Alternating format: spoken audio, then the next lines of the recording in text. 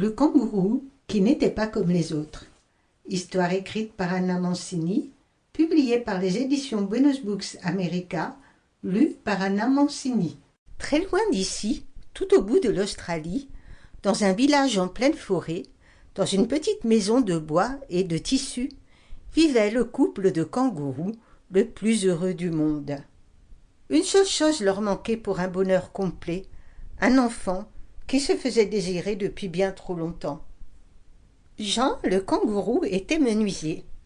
Il avait fabriqué pour l'enfant à venir un lit, une commode, une table à langer, des jouets en bois, une balançoire en bois, un vélo en bois, une trottinette en bois, une voiture à air en bois et d'autres meubles pour sa chambre, en bois aussi.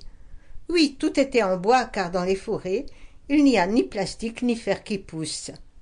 Anna, sa femme, était couturière et elle avait fabriqué pour l'enfant des draps, des vêtements, des chaussures, des sacs, des jouets de tissu et tout ce qui pourrait être utile à un petit garçon ou à une petite fille. Le sexe de l'enfant importait bien peu au couple. Ce qui comptait le plus pour eux, c'était de donner la vie, d'éduquer et de chérir un être qui leur ressemblerait un peu. Anna avait même eu l'idée de coudre une ceinture de sécurité dans la poche naturelle que toutes les mamans kangourous ont sur le ventre.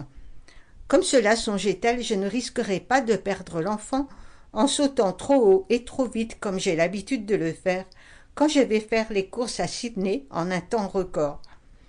Avec moi, l'enfant sera toujours en sécurité, disait-elle chaque jour à Jean, qui l'approuvait avec un tendre baiser et un sourire radieux.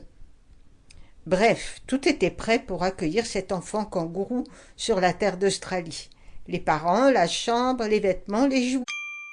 Sample complete. Ready to continue?